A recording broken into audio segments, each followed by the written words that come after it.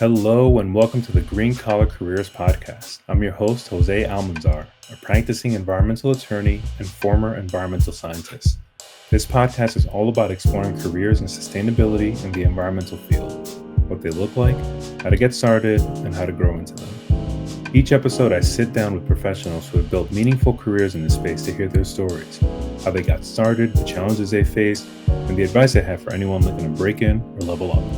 Whether you're a student, a career changer, or just passionate about making a difference, these conversations will have something valuable for you. Thank you so much for spending time with us. Let's dive right in.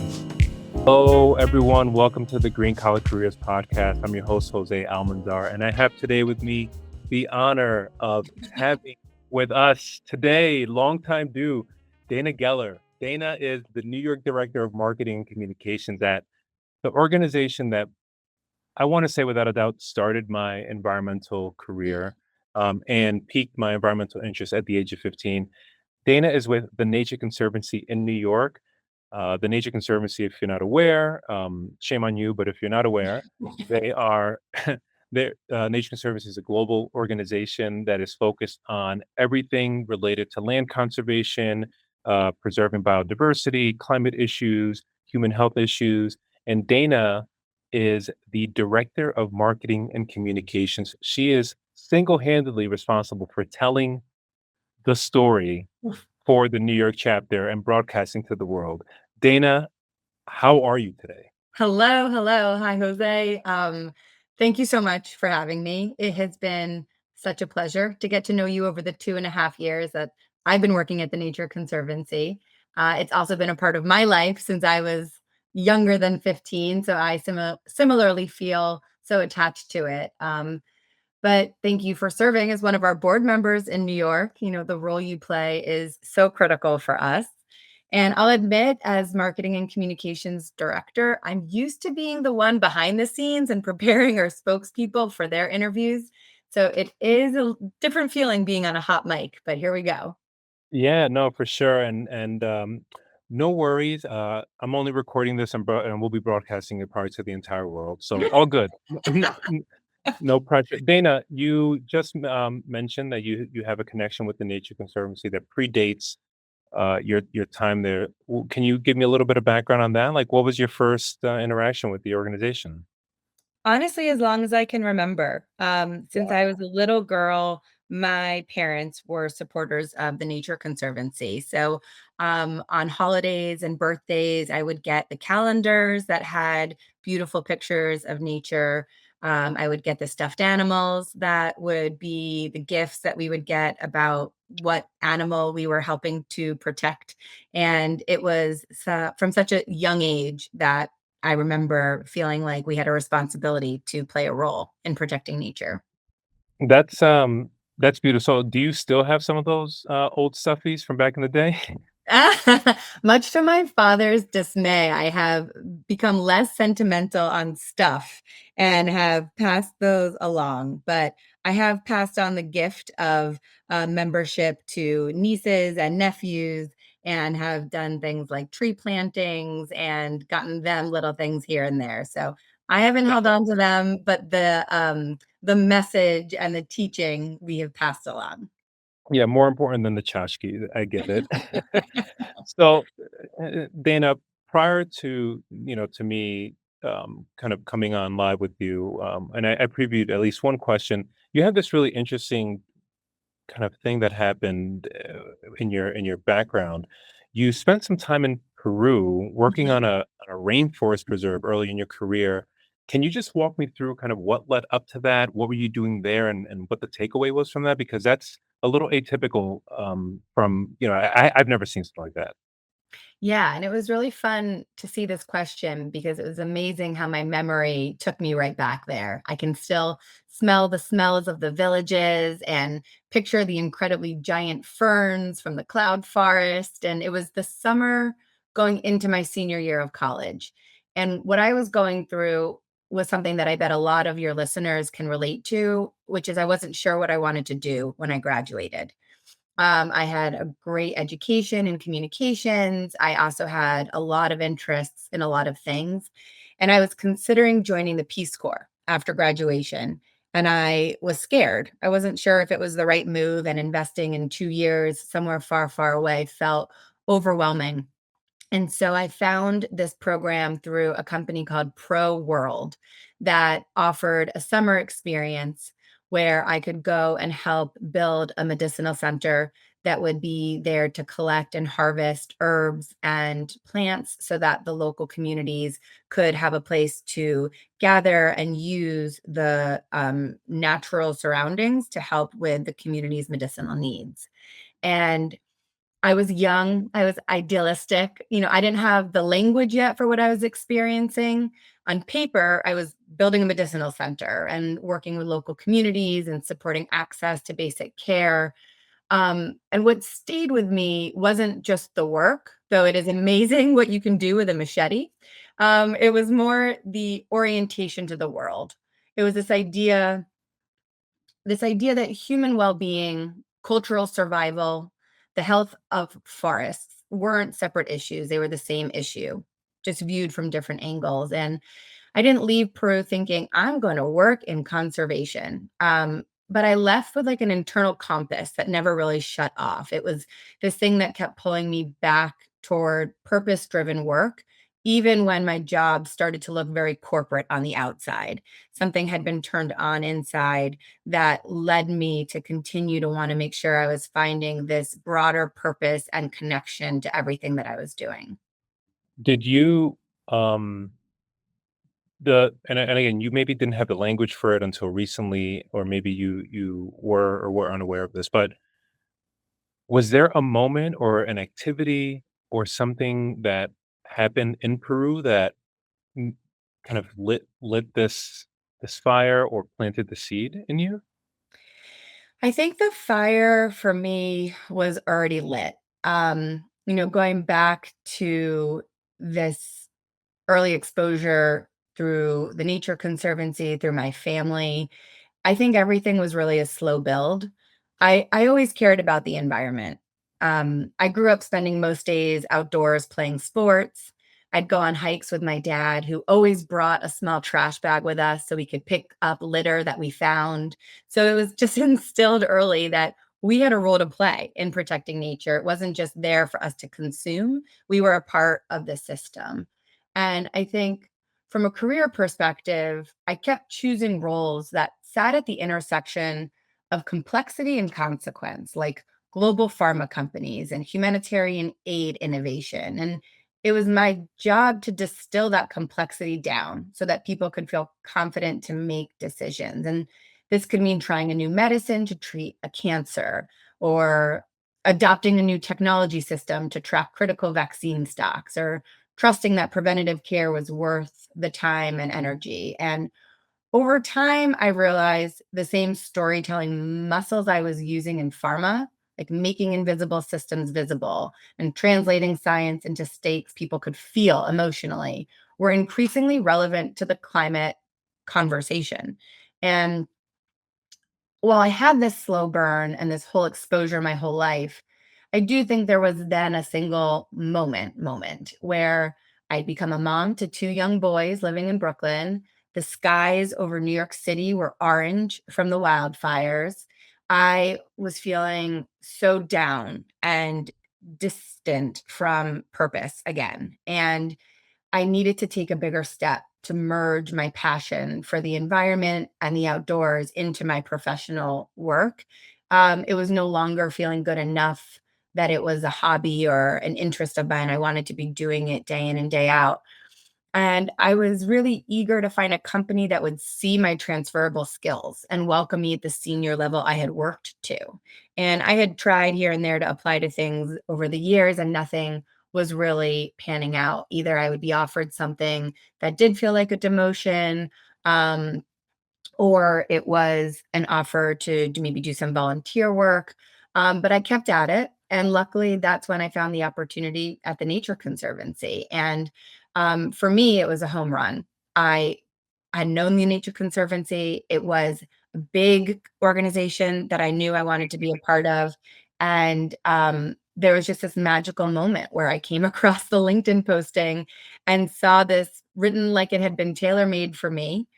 This is also a quick plug for LinkedIn. I mean, I didn't know anyone who was working at the Nature Conservancy at the time. I applied straight through the LinkedIn job posting, and I got called back a few days later, and I just kept looking over my shoulder thinking, "Surely they're looking for someone else," and, the callbacks kept coming, and here I am 2.5 years later. Well, you're describing, and I want to ask you a question, but you're describing something that took an incredible amount of luck, but I think it was self-created luck. You put yourself in that position to be able to apply, and the credentials um, were, preceded you obviously, and you stacked your resume and you stacked your skills in a way that was presentable, and you became attractive to the organization. But I want to ask you before we discuss your full transition into the Nature Conservancy and what you do there during that process when you were applying and maybe getting offers for things that didn't necessarily align with you, or you weren't getting the callbacks. At some point, did you almost give up? Yeah, yes and no. I think there were times where I needed to lean back into the work I was doing, that was less committed to the work I wanted to do, so I could keep doing that well and keep running teams and delivering results. And there were times where offers came that I knew weren't quite good enough that I turned down. And I definitely hit some emotional lows where I thought it would have come faster, and I wondered, what could I or should I have done differently or sooner along the way? Um, and here I am. I didn't give up, and I kept waiting and looking and trying and applying and networking and having really helpful conversations. And looking back, some of those things I said no to were also really helpful moments to keep me open to be able to say yes to the right thing that came my way.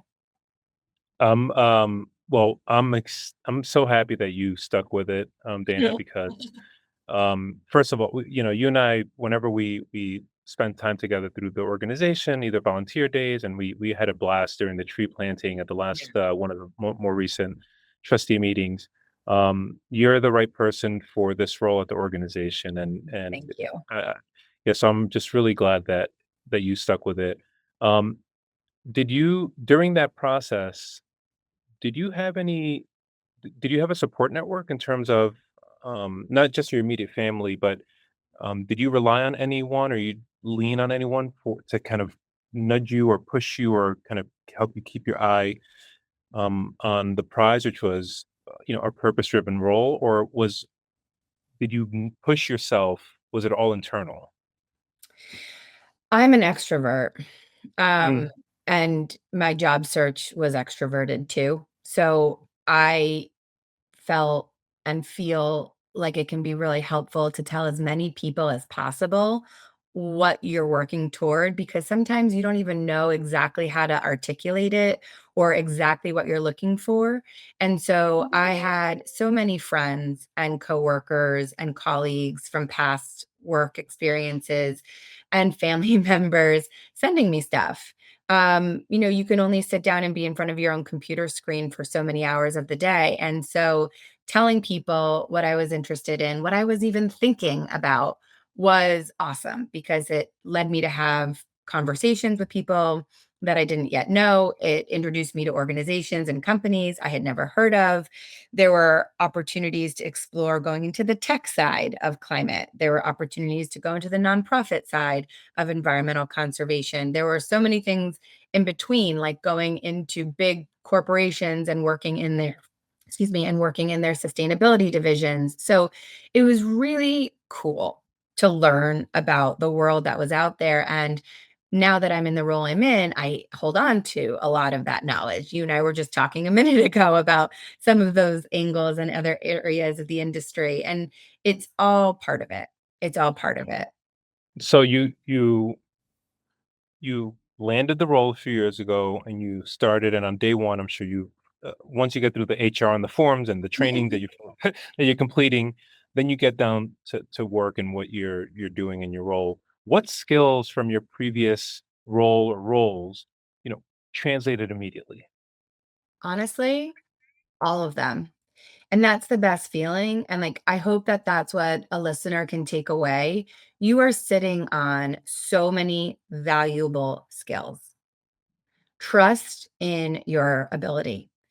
And to answer your question, more thoroughly, I was able to walk into a complex system, diagnose the challenges and the opportunities, create a plan, obtain buy-in, and start improving things. That's as broad as I can explain it. But I was able to be the senior communications leader they hired me to be. No one ever asked me or expected me to be an expert in conservation science. They have the PhDs for that. They have the scientists for that. They have the amazing Nicole Mars who have been studying, peat and wetland diversity for their entire careers. What they needed me to do was lead a communications team that was going through challenging times, to create new systems for how our department could function and integrate with the rest of the New York division, and to bring my expertise in the ever evolving marketing and communications landscape so that we could create new ways of thinking about and telling the Nature Conservancy stories so more people supported us internally and externally. Um, and when I got into healthcare communications, no one expected me to be an oncologist. When I worked overseas in Malaysia on rare earth mining facilities, no one expected me to understand the byproduct of rare ore and what happens after it's mined and shipped.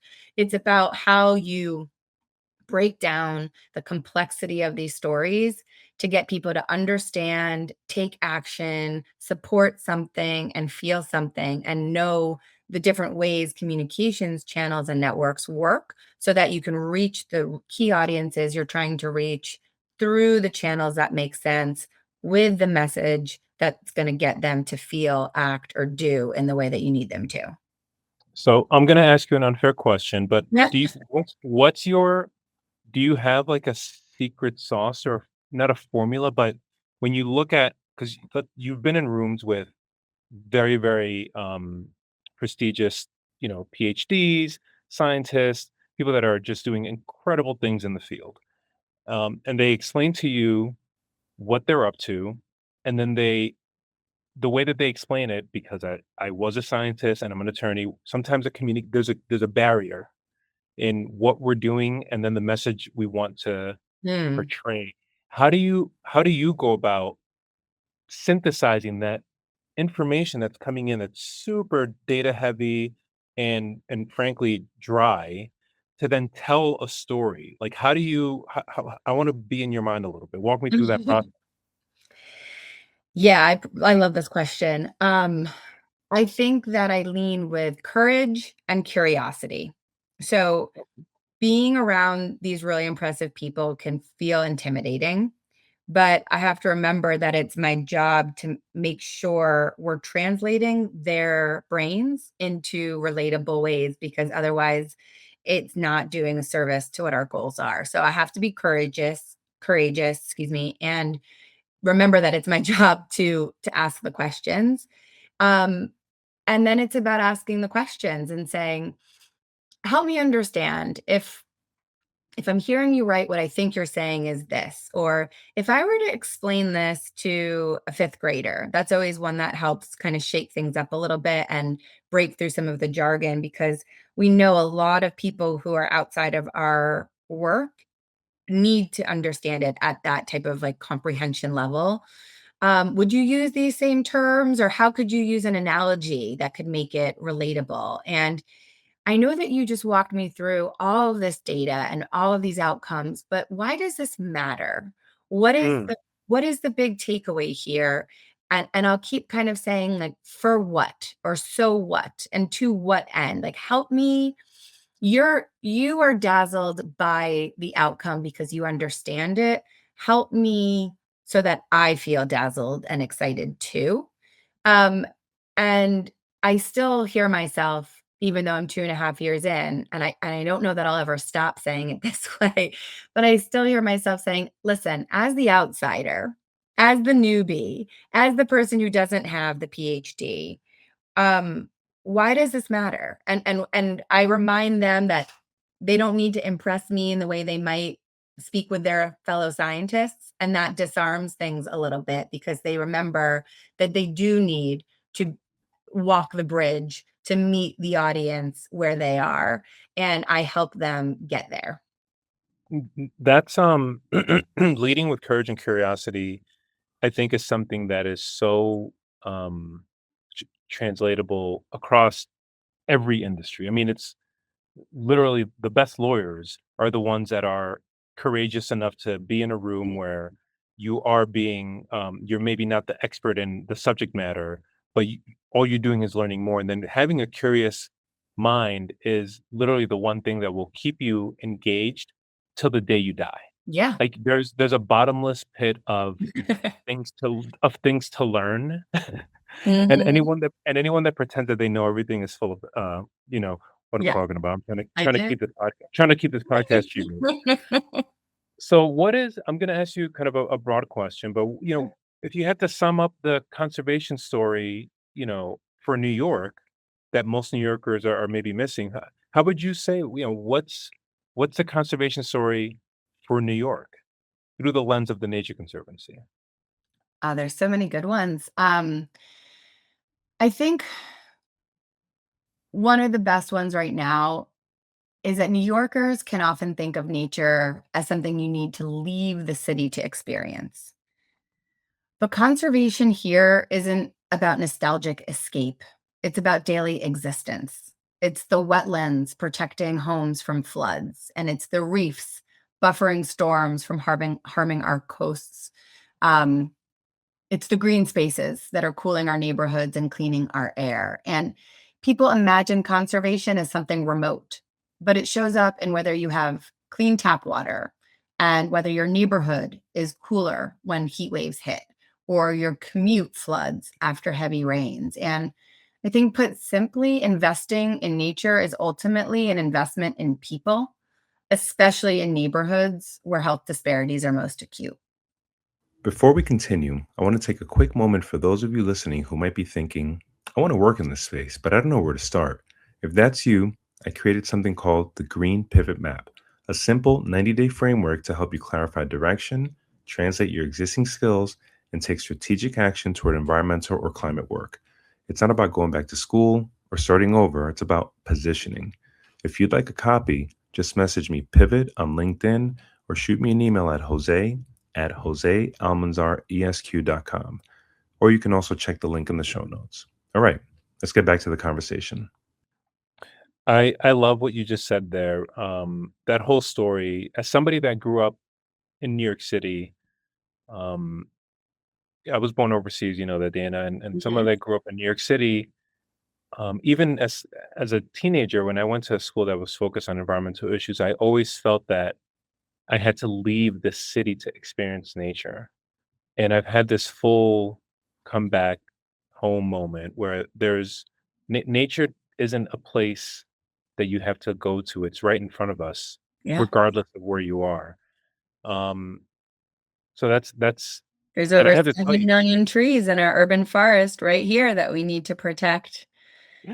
and with respect to climate, because obviously climate can consume the entire conversation and the environmental and the green space, but I do want to spend a little bit of time there for a moment. So, Sure. you know, the climate anxiety is a real thing, and the conversations around climate change and biodiversity loss, which to me, and I borrowed this from the organization, are the two most pressing issues in our generation and perhaps in human history.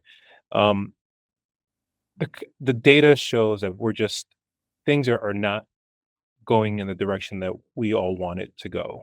Yeah. And it's very easy to see the data and to speak with the experts and feel that we're just in this helpless, you know, planet that is going to not be able to sustain the life that we have, 100 years from now.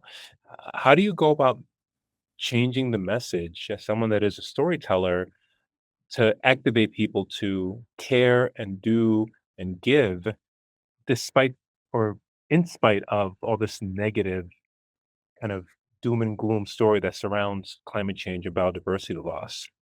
Yeah. It's a very good question. It's a very hard time right now when you open the news and read the headlines, and it's understandable that it feels overwhelming and depressing. Um, I think people don't shut down because the problem is so big. I think they shut down because they feel irrelevant to the solution. And with communications, I think our job is to replace that anxiety with agency, to show progress, to show possibility, and to make clear how they can participate to contribute toward a solution. And that could be money and supporting our cause, that could be voting a certain way, that could be registering for the action alert to tell a state official or a city official that their voice is wanting more done, more funded for our parks and our green spaces. Um, and I think the key here is to center what people really care about, and that's often themselves and their lives. Like humans are quite self-centered. And I think it's really been the same principle for me, whether you're talking about oncology or oysters. It's make people ask, what changes in my life if this fails? And what gets better if it works? And I think climate and conservation communications fail when we ask people to care about something in theory. I think it succeeds when we show how nature impacts their daily life, their food, their water, their health, their safety, their joy. And these things are happening all around them often without them noticing. So it's on us to help point it out.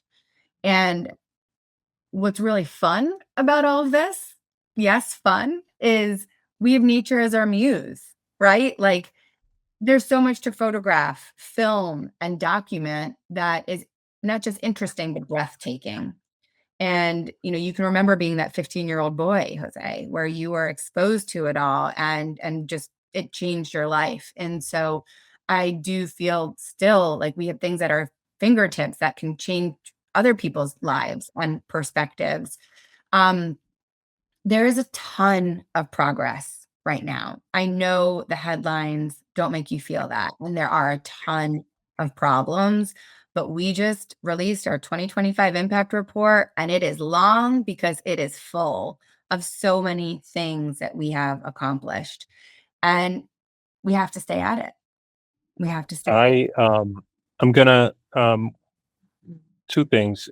You're 100% you're 100% right. People are very self-centered, but in that there are opportunities to then become extremely activated out of self-interest, whether it's a family unit or a community or a vista or a natural resource that's within their backyard, Mhm. then that's what activates people. And this is something that the Nature Conservancy's chief scientist, Kathy Yeah. um, preaches and in her book Saving Us, which I just absolutely love. I now read it probably once a year. I should say I Mhm. listen to it on Audible, but Same. it counts. I think 3 Audible listens of the same book counts as 1 physical read. Um, and yeah, that's the formula I've come up with. But she makes the case that, to communicate with people on climate issues, you have to meet them where they are. Right. And that necessarily requires having a honest discussion with someone about what interests them Exactly. and what do they care about. You you cannot have a discussion with somebody and try to get them to take action on issues that you care about. It Exactly. has to be they have to care about it. So that's a fantastic starting point. And I think you're right. There is a way to take that anxiety and that negative energy, and I call it. I'm not. This is not a term that I made up. It's transmutation. You take the energy Mm. that is giving you anxiety, that's giving you fear. It's all energy. And I don't mean this in like a woo-woo way. It's energy. It's Yeah. your body is having a bodily reaction to thoughts and feelings, and it's showing up, it's manifesting in you through an increased heart rate, maybe you're perspirating, like it's a change of energy. And once you feel that fear, that anxiety, um, if you sit with it and you actually, instead of pushing it away or instead of shutting down because of it, you actually sit with it and you feel with it, and then you can actually intentionally take that energy that maybe is a fear-based anxiety, and you can turn it into action. You can turn Absolutely. it into you can then turn it into excitement, and it's very uh, and I know that there are people that suffer from mental health issues. I've certainly had bouts with depression and have had anxious and panic attacks for times, Mhm. and I get it. If you're in it and you're suffering, I'm not diminishing or minimizing kind of what people are experiencing, but if it's an outside kind of trigger where you read an article on climate issues and it's making you anxious, that's actually not a terrible thing because you can then take that anxious energy and put it towards something even as minor as I'm going to go post on social media about this issue. Right. So I don't know. That's I think it's just a mindset shift. Yeah, and, I also view our role as communicators as bringing that hope. It's why I went back to this idea of fun, um, because sometimes if people feel so fearful, they get paralyzed, and Catherine Hayhoe speaks about that as well. And if we can be courageous enough to show them why there's still reasons for hope, and joy, and make them remember the things that they love and care about and want to be able to experience, and bring them back to feeling like it's worth their time, effort, and energy to protect something, and remind them of how beautiful life is and how important nature is. It also brings them through a more hopeful and positive experience to then want to take action. And if you look at some of the ways the Nature Conservancy has been communicating lately, yes, we are straightforward when it comes to some of the really stark things that are happening out there, but there's also comic strips about bird migrations, and there's also just gorgeous photos and videos about the natural system throughout the world. There's celebration of wins, of land returns, of all of these incredible moments, because there really is also still so much to celebrate. The cherry blossoms are happening right now in Brooklyn. I'm sure, other places too. Like, my kids and I stop and stare on our short commute to school because it's worth it. And it's just reminding people that we have this natural world all around us. We need to appreciate and protect it.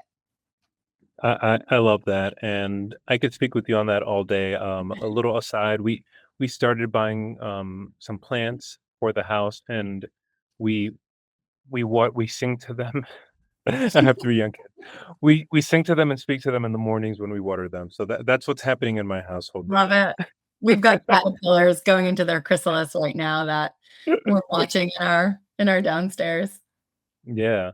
I wanna ask you, kinda in a very practical way, if somebody that is in the communication space, marketing or PR right now, and they feel that pull towards environmental work, either they're early in their career or later, but what are some of those skills that they have that the environmental conservation space needs and probably can't find enough of? Like, what are some of those transferable skills that can translate over from marketing, PR, and corporate world to perhaps the conservation space?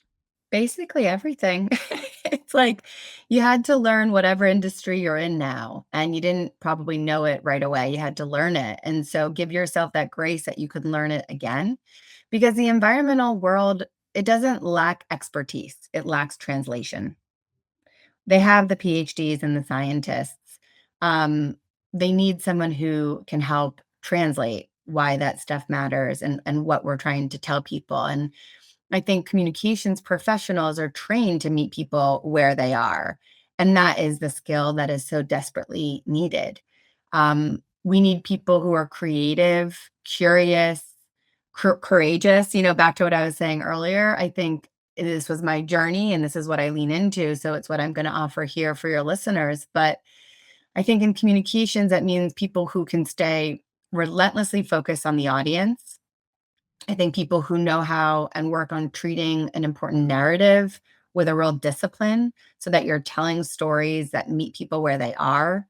I think people who can come up with new ideas and test them so that we're responsible in how we roll them out, making sure that they'll work and then going bigger with them. And people who understand culture and all its complexity. Um, we have a new mayor in New York City. It's like no one we've ever tried to partner with before or get in front of before. We have to be creative and think differently. The same old playbook's not going to work.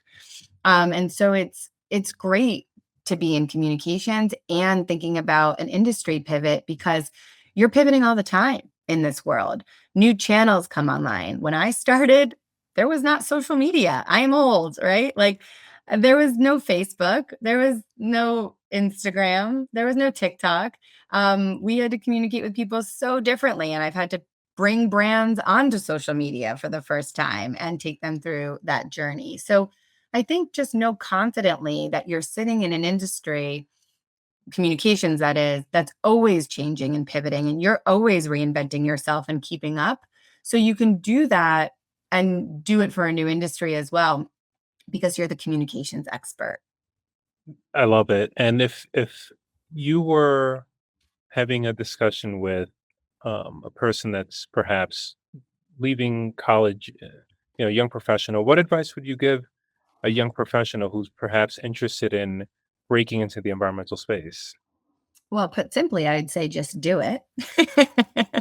um, if you're looking for ways in, there are many. They might not seem like they're getting you somewhere, but I think every step is a step. So I would say volunteer, find a local school or community opportunities like a nonprofit and see how you can participate. If you're a writer, offer to write something for them. If you're a photographer, offer to document an event or a migration. Um, if you're currently working somewhere, you could join, or if your company doesn't have it, you could look to set up a sustainability committee. And then there's also just great meetups that happen all the time that organize walks or park cleanups, even things on your own block. I think another great move is to follow organizations that you respect. I personally would recommend the Nature Conservancy, and see how they're communicating and where they're showing up and who they're in coalitions with, and follow those members and those organizations, and go to events and start talking to people and become familiar with their world.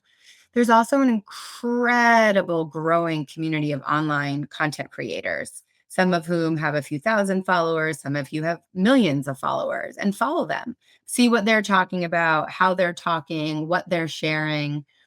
Um, I think one other thing, I know you asked about the maybe more recent grad. I think this applies for them, but it also applies for the people looking to transition into this industry. Um, Make sure you're tailoring your application, whether it's a resume, a cover letter. Make sure you're tailoring it for each place you're applying to. Make it easy for the reviewer to see how you could easily be an asset. And, recently, as you know, I'm going through some job searches right now for some bringing on new team members. And I was pretty shocked at how many resumes were not tailored for me and the job people applied to. There were so many people who were coming from hospitality backgrounds, who were coming from consumer backgrounds, from other industries. And so many of them did nothing to make it easy for me to imagine how they could apply their work in my world. And I'm sure they have transferable skills, but they didn't demonstrate it. And the ones who did, who said, I would use my experience, getting people to book hotels here, to get people to sign up for the Nature Conservancy there, and who made it so easy for me to see that they had this mindset, were the ones who advanced to the next round. So it's taking that extra step. Yes, you have the skill. Well, you're not saying, Dana, that somebody that's in hospitality that perhaps doesn't have not necessarily communication skills, but hospitality. You're not immediately thinking communications, PR, and marketing, but they have to make it kind of.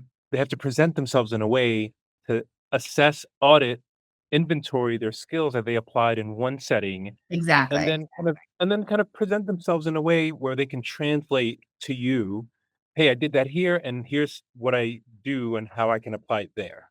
Yeah, because we're still taking a leap of faith that you're gonna be able to make this transition.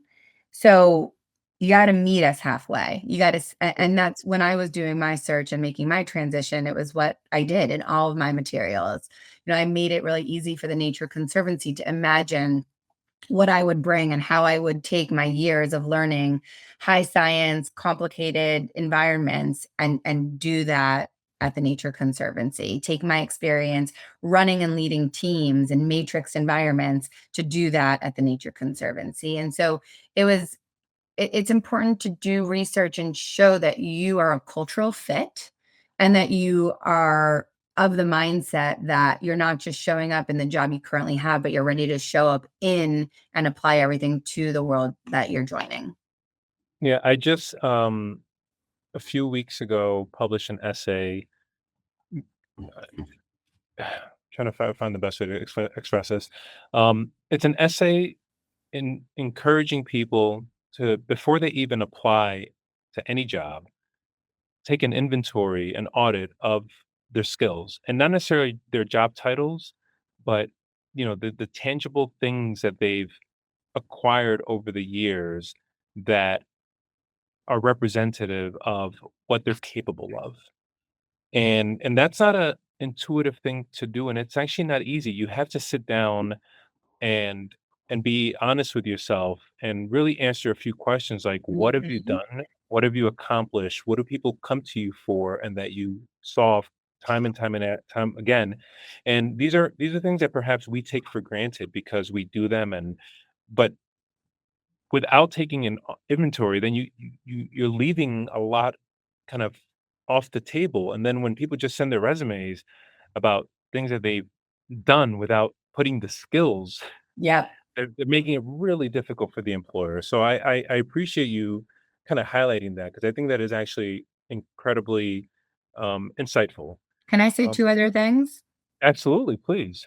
I think another big thing on resumes is there's often a laundry list of things people have done but not enough about the outcomes those things created. So, for instance, someone might talk about how they led earned media outreach for a client, instead of talking about how they secured top placements.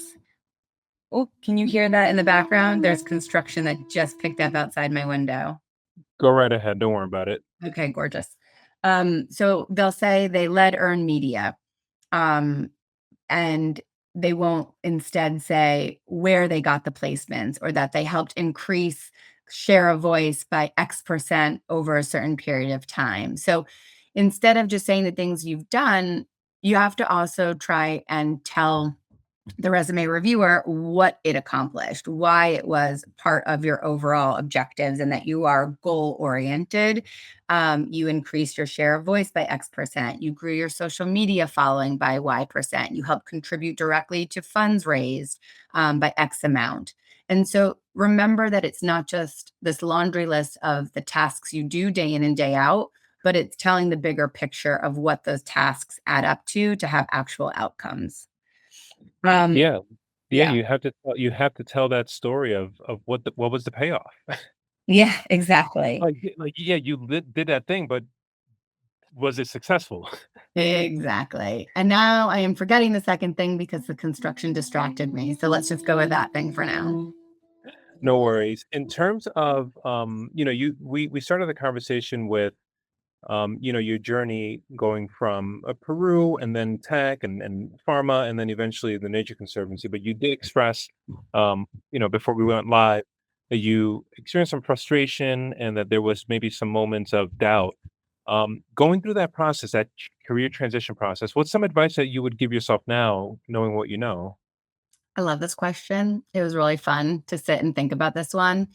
And I'm happy to say I look back with no regrets. I don't wish I had gotten where I am any sooner than I did. Early on, learning what you don't want to do is as important as learning what you do want to do. And nothing is a detour. Everything is a step on this journey. So, like I said, learning what you don't want to do, meeting someone who opens a door, finding a mentor during a time at a job that isn't maybe exactly where you want to be, but you're meeting the right people, learning something the hard way so you never go through it again. Taking time off from work to go on an adventure. I took a year off at a big moment in my career because I was burnout and was needing to move back from living overseas, but wanted to travel first. And that was a big risk that people were like worried how I was going to land. And I just had to believe in myself and know that I would. These are all incredibly valuable layers in making you the professional you're becoming. And if something keeps tugging at you, I would say don't rationalize it away. Follow it, even if the path isn't obvious yet. I love Um, that. I yeah, love that. A lot of the stuff is intuitive and feeling based, and the thinking brain is great at a lot of things, but it really does get in the way. It tries to, like you acknowledge, you rationalize away something that's pulling or tugging at you.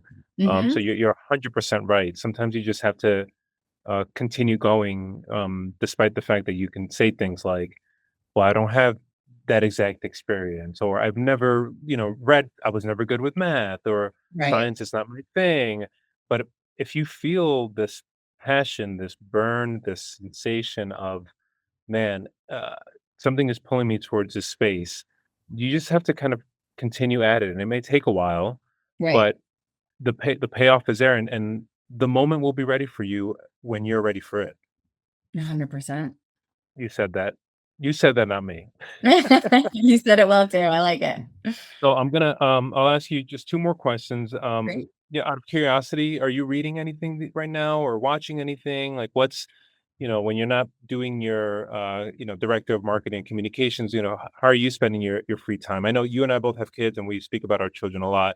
Yeah. Um, After you put them to bed, and after when you're not dealing with work, what are you doing with your spare time? Yeah, I love this question too. So, my book club, I've been in a book club for about 9 years now, 10 years. I kind of can't believe it. I don't count Audible as strictly as you do. One listen is enough as I go. We just finished The Correspondent by Virginia Evans, and I thought it Mm. was a really unique way of telling a story that kept the reader engaged. So that was really cool. The whole story is just reading letters or emails that have been written back and forth. And that's where Interesting. you learn all of the characters.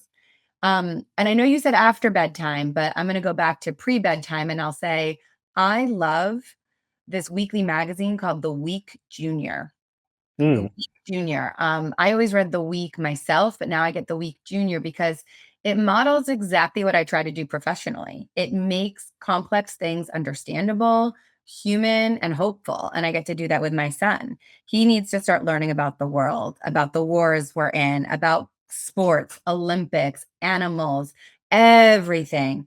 And it breaks it all down for him in a way that he can learn and understand. And I love reading it with him. oh, Um, I love that.